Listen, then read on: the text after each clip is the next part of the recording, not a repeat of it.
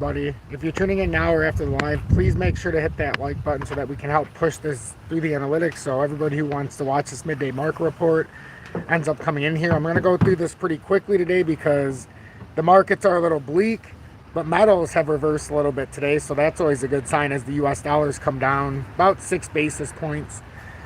But please make sure to hit that like button, and I'm going to timestamp this and then we're going to get into this. So good early afternoon, 12:41 p.m. Eastern Standard Time on this Thursday, November 16th, 2023. I'm XRP Future Millionaire, and I reside in the great state of Michigan. So the Dow's down 101 points right now, or 0.29% to 34,889. Looks like it's put in a reversal candle here. If it continues moving down a little bit, it should signal a drop, at least a retest down in about 34,300. Mark, good afternoon. Welcome in. Appreciate the comment. Other than that, with the Dow, if we can hold this area in the daily, we could technically form an inverted hammer if we just come down a little bit farther. But in the 4-hourly, if we come down a tad bit farther, it's going to put in this reversal candle. It already is starting to show it.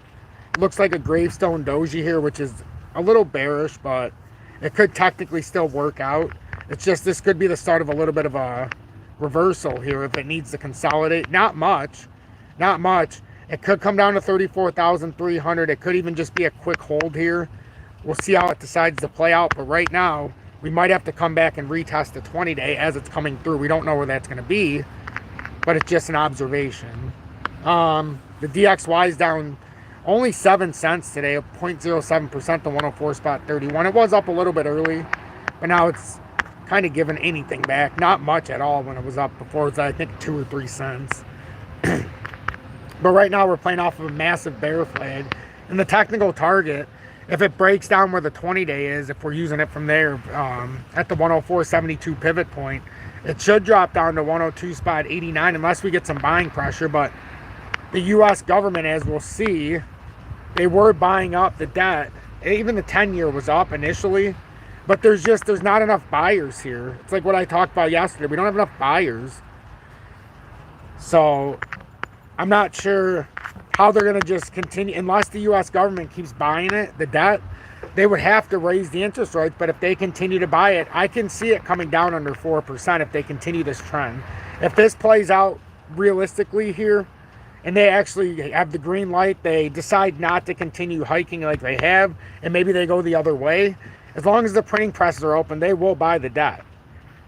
To the first and last buyers of reserve. I always say that because they can control it either way. So right now, this is becoming very volatile, but if it plays down in a bear flag, this is going to come all the way down near 4% on the 10-year. And if you're trying to if you have it in the 10-year and you end up, that's not what you're looking for. Crude oil is down another 5%. As we said, by year end, there was no way we could get around this. I've been trying to front run this, warning everybody when it comes to crude oil. This is WTI priced in US dollars. Crypto Scrooge, welcome in. Appreciate you tuning in, my friend. But crude oil, they said they wanted it at $70 a barrel, the US government. I shared it when they said it. We were at like $91 a barrel, and I said we have no choice but to now have the lower target down at $70 for the end of the year. But then I don't think there's any doubt that now it's probably going to push us to 129, if not further, in 24, which is a problem. So enjoy these gas prices as we go into an election year. That's all it is. That's all it is. And they forced us to do this. And remember, this is bad because they're importing to or exporting less. Saudi Arabia said less oil is coming out for us, but yet the prices are going down. Does that make any sense? That's like me saying we have 10 grapes left and it keeps getting cheaper and cheaper. No, it would get more expensive. The less you have, the more expensive it should be, not the opposite way. So we have less, so now it's going down. So $70 is the year on target because that's where they prophesized it at. That's where they said they were going to have it by the end of the year. They allocated $2 billion to refill the reserve. And now you understand why the pricing goes where it goes, right?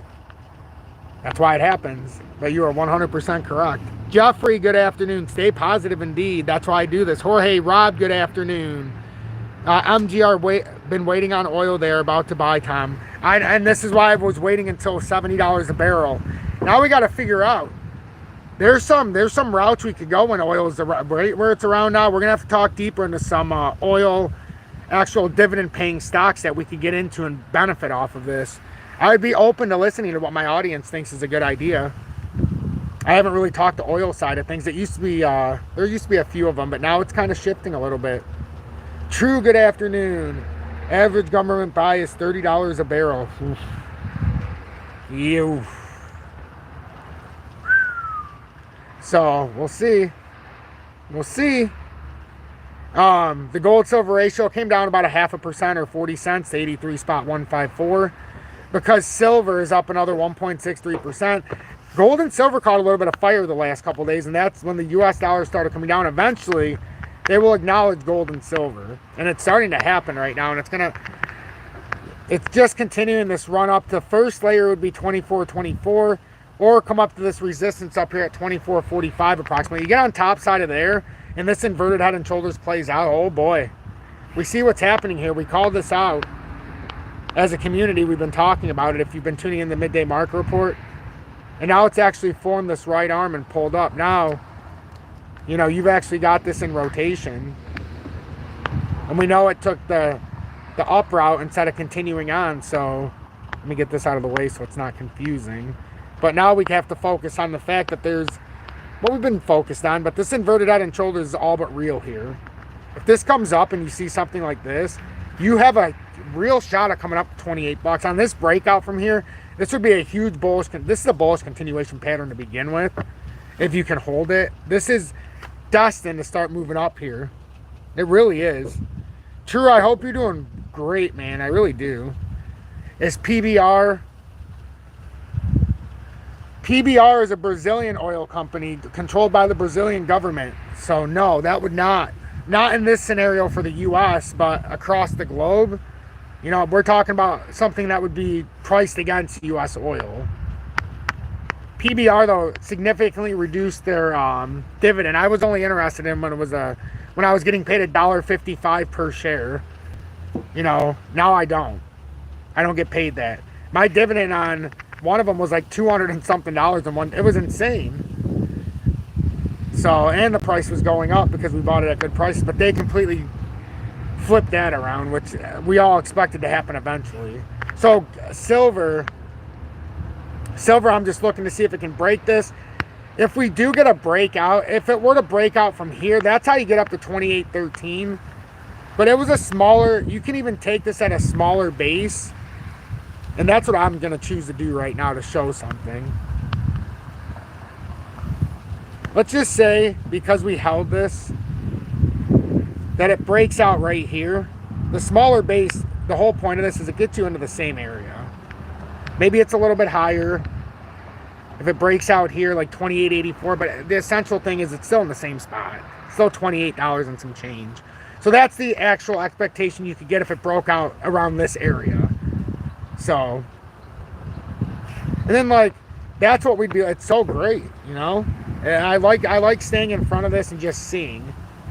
Terry, welcome in. Hola. Thank you so much, love, for continuing to tune in and continue being involved in the conversation as well. We've got gold up $22.59 or 1.16%. I believe it was last week we talked about expect the unexpected reversal. We talked about that inverted head and shoulders that was building here. And it looked like even at worst, it'd be a left arm that was being created.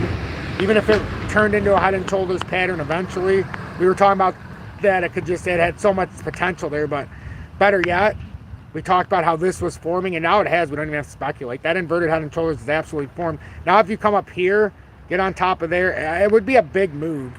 If these break out, you're talking big moves, and that's the targeted move from here if it held 1930. And it held 1930. The targeted move, it's a pretty nice move up here. And then I theorized that it would have to probably come back and retouch the uptrend here. But it's not necessary, but that's just likely what would happen. Or you could get a bigger run up and you say, well, you know, we could have the run up and then it just continues on. But that was just an example right here that it could come back to that uptrending support before finally continuing out, because then you could have that nice consolidation and create a nice bull flag out of there. Does that make sense? So, you know, not saying that's what's going to happen, but that's what we want to see. I prefer it to go something like that. Even if it goes up a little bit higher and then does it and bounces off of the line just above it, I would appreciate that as well. So gold is looking pretty good. We need to break through, what's this first layer? This is the first layer here of 2. I can't see, my eyes blinded right now. 1991 is that first layer. So I appreciate you at least telling me that I'm on the right track here. B2 Gold, as you know, I threw in $3,500 at $2.90. I thought 97. It was $2.98. Talked about it when it was down there at $2.90, whatever. I didn't hit the bottom either. I missed it, a lot of it. Even on the rotation back down, I didn't even hit 291. I hit 298. So, but right now it's up about 10 cents. But it pays a 5% dividend approximately. So, just money that sits until the time comes. Timothy, welcome in. I appreciate you tuning in. I do. I am, brother, just working, blessing. That's what it's all about. So with B2 Gold, we started doing what gold's doing, but by no means are we out of the woods yet, ladies and gentlemen. By no means. Like I've said, we still need to get back up over $3.21. Otherwise, this is just a head and shoulders possibly. But what I was trying to say is you don't have to look at it just in the shorter time frame and say, oh, maybe a head and shoulders topping reversal. How about we look at the whole grand scale? Left arm, head, V-shaped recovery, inverted right arm. If it comes out and plays out, that would be a beautiful inverted head and shoulders. It even came down and dipped. Now, the only thing we have to look at is if it is a topping, you know, it's the topping W reversal. With that, you know, if it gets rejected there, then you come down here. So that's still a possibility. But with what's going on in the broader market, if the DXY dives, likely you would not get that chance. It's faking us out here if the market dives. Otherwise, it does that and it plays true. But with this wider pattern, it seems to signify some kind of reversal pattern here. But it's all precedent. It's all happens with gold. If gold doesn't continue and it fails at 1991, expect B2 Gold to fail and roll down. You know, I'll know. If it breaks a certain structure, I'll just sell it and buy it back at 240. Like I've said, but right now I've got to let this play out just a little bit longer. Silver, same thing. Looks like we're moving up. We've talked about silver, but it looks like we're moving up here. And we're at least going to retest these areas. At least $24.30. And we're very close. We're very close here right now. So I would love to see a breakout and see a big move. I really would. It's been overdone. We're just waiting. So I thank the 46 people that tuned into the midday marker report. I got one more thing to do before I leave. Please make sure to hit that like button. 35 likes. I really appreciate that. I appreciate everybody even in the down days when you continue to put in that extra motivation and stay around. It's so easy to tune in when everything's going good, as you've seen, you know, when people tune in more and more, or when we're expecting better things. But just because it's in a consolidatory phase or a correction phase for liquidity doesn't mean you shouldn't be paying attention. This is the time you should really be paying attention to see if it's actually going to be able to support it, or if it's telling us something deeper that the market's done and it needs to heavily correct. Stock slipped Thursday as November rally takes a breather. So stocks fell Thursday, led by sharp losses in the energy sector as investors took a breath from the rally seen this month. The Dow Jones Industrial Average was down 125 points or 0.3%. It is surely the time to tune in MGR. And if for any other reason, there's less people here watching and you can get a finer tuned connection. And, you know, I tend to base a decision around when I look at people's opinions, if they're here in the good and bad times. The ones who here are in the bad times are paying attention at more of a finite level. The ones who are around the Johnny-come-latelys, as I will call them, which they're fine. But you want them to turn into more present viewers, not just the ones who come in. But we got to be here together, because if we're seeing it, you can trust the one who's here in the bear market and here on the down days when it's in the big days, because they won't be as emotional. Their emotions will be in check because they understand it's a process. Just like in court, there's due process, unless you're the Michigan Wolverines, Jim Harbaugh.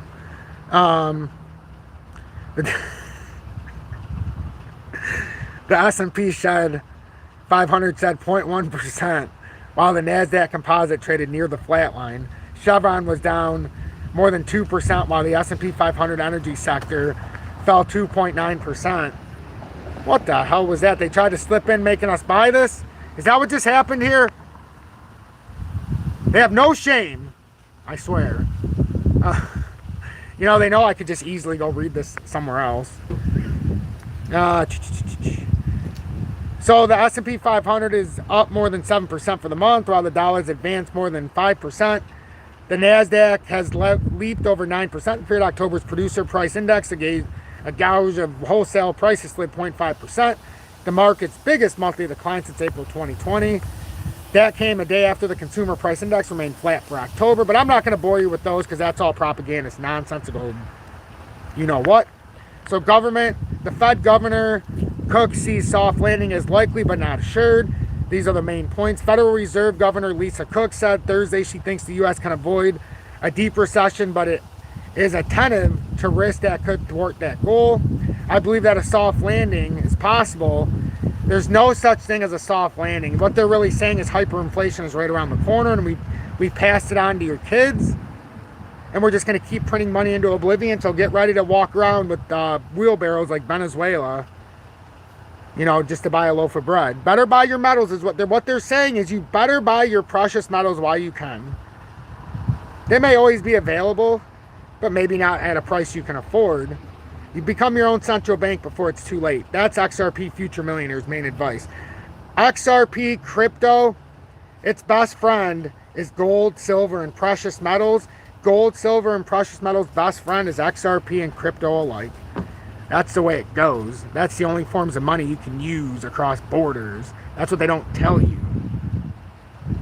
It is what it is. I believe that a soft landing is possible, blah, blah, blah. Specifically, she noted the burden that higher interest rates are posing on small businesses, housing, lower income households, noting that 3 groups could be warning of broader stress ahead. So I'm going to end it here before I get in trouble, as JW would say, because there's a lot I would like to see of these historically inaccurate group of thugs. But I will just leave it here. I'm XRP Future Millionaire. If you got anything out of this, please make sure to subscribe to the channel. Hit that like button. If you think I'm doing too much work for too little pay, you can always pay it forward and join Dom's Army or send a YouTube super chat. But really, all I ask for and my heart craves is you'd hit that like button, because then we can get more people in here. If you're looking for XRP, watch my earlier update or come back at 6:30 p.m. Eastern Standard Time. And you can watch me do an entire breakdown of cryptocurrency. I know, JW, that's why I said I got to get out of here before I say something I'm going to regret. And JW, thank you for keeping me in line as always. Have a blessed day, everybody. Stay on top of the markets. Don't let your emotions take control. This is exactly what needs to happen if we want to continue on with our goals. And even if we start to break down a little bit, we know the levels. Don't get too emotional unless we break the key formations that we've talked about. And if you don't remember, tune in at 6:30 p.m. Eastern Standard Time. I'll keep you on a cliffhanger.